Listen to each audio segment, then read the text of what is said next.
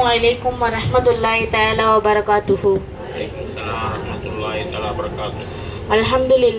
Alhamdulillahi rabbil alamin. Allahumma salli ala sayyidina Muhammad wa ala ali sayyidina Muhammad wa barik wa sallim alayhi. Nahmaduhu wa nusalli ala rasulil karim amma ba'd. எனக்கு கொடுக்கப்பட்டுள்ள தலைப்பு தொழுகையின் சிறப்புகள். அல்லாஹ் தாலா குர்ஆன்ல கூறுகிறான், ஃபைதா கலைத்துமுஸ் ஸலாத ஃபதுகுருல்லாஹ கியாமன் வ கூதன் வ அலா ஜுனூபிக்கும் ஃபைதா உத்மஅனன்தும் ஃபகீமுஸ் ஸலாத் இன்னஸ் ஸலாத கானத் அலல் முஃமினீன கிதாபன் மௌகூதா.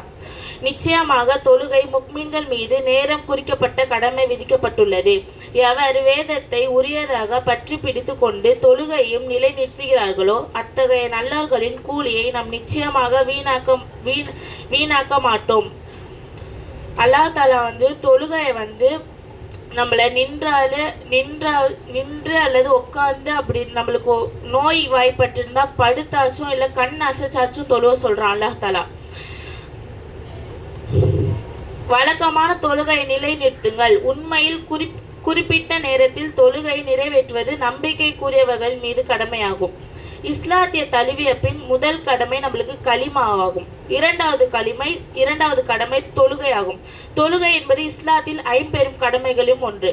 கலிமா, தொழுகை, நோன்பு, ஜகாத்து, ஹஜ். நோன்பு, ஜகாத்து, ஹஜ்ஜே தொழுகைக்கு அப்புறம் தான்.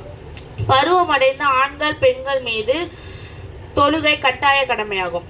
அல்லாஹ் தாலா ஃபஜர் தொழுகையை சூரியன் உதிக்கிறதுக்கு முன்னாடியும் அசர் தொழுகையை சூரியன் மறைவதுக்கு முன்னாடியே தொழு சொல்கிறான்.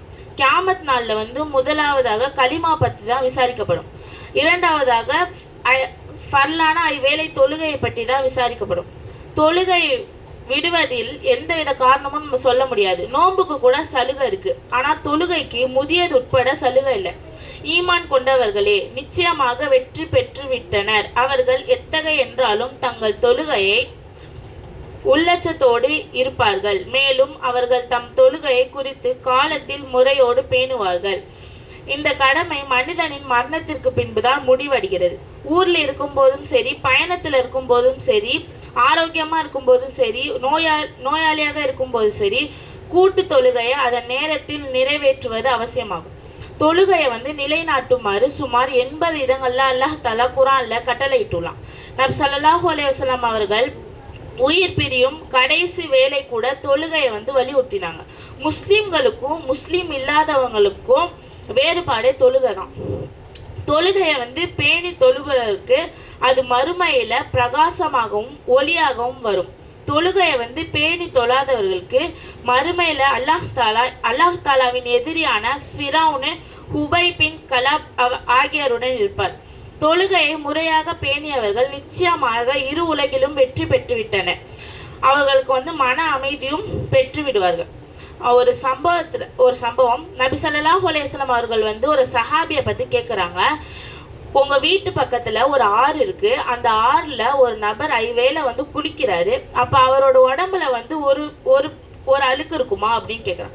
அவருக்கு அந்த சஹாபி சொல்கிறாங்க, அவரோட உடம்புல ஒருபோதும் அழுக்கு இருக்காது ரசூல்லா அப்படின்னு சொல்கிறாங்க. அது மாதிரி தான் எவர் ஒருவர் ஐவேளை தொழுகையை தவறாமல் தொழுவாரோ அல்லாஹ் தாலா அழுக்க நீக்குவது போல் அவங்களோட பாவங்களை நீக்கி விடுகிறான்.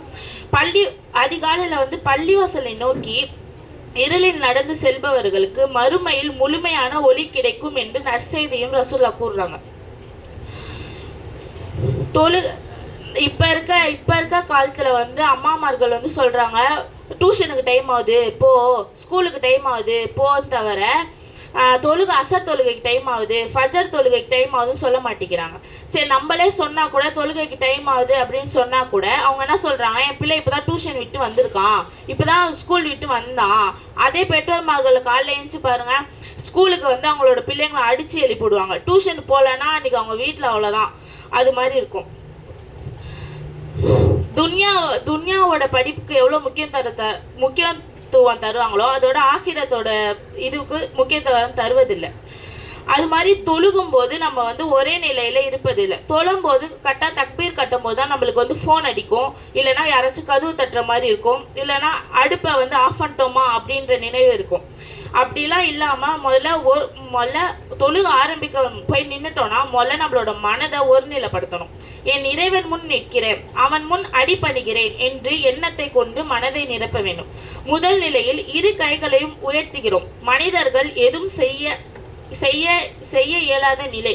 என்னிடம் ஒன்றும் இல்லை, நான் சரணடைகிறேன் என்று இரு கைகளையும் தூக்கி கொண்டு நிற்பதை நாம் பார்த்திருப்போம்.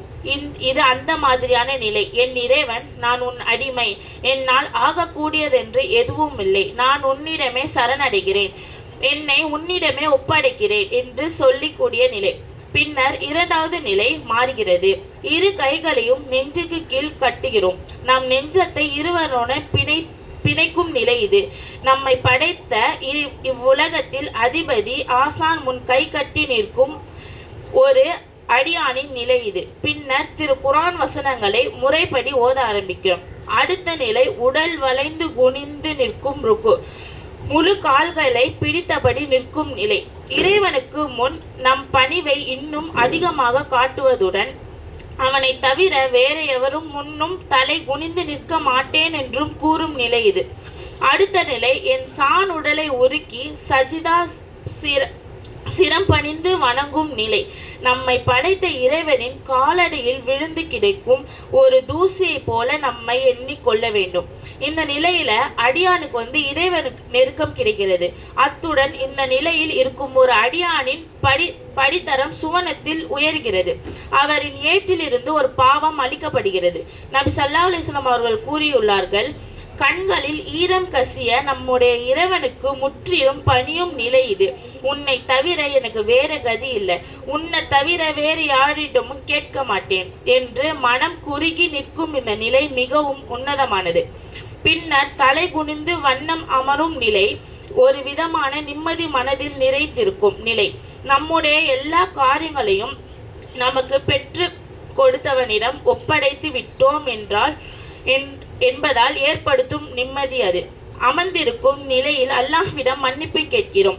தொழுகையை முடிக்கும் முன்பாக அமர்ந்திருக்கும் நிலை வலது இடது தோள்களை நோக்கி தலையை திருப்பி நம்முடைய நன்மை தீமைகளை ஏட்டில் பதிவு செய்யும் மாணவர்களுக்கு சலாம் கூறி தொழுகையை முடிக்கிறோம்.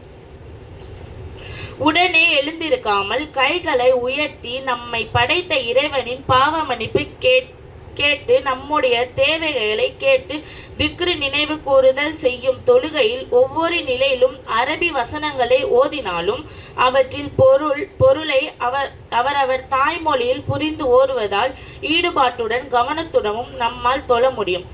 ஆனால் நம்முடைய தொழுகை ஒப்புக்கொள்ளப்பட்ட தொழுகையா என்பதை இறைவன் மிக அறிந்தவன். நம் எல்லோரிடம் தொழுகையும் கொள்ளப்பட்டவையாகவும் மறுமையில் நமக்கு நன்மைகளை அள்ளி தரக்கூடியவனாக இருப்பதற்கு அல்லாஹ் அருள் புரிவானாக.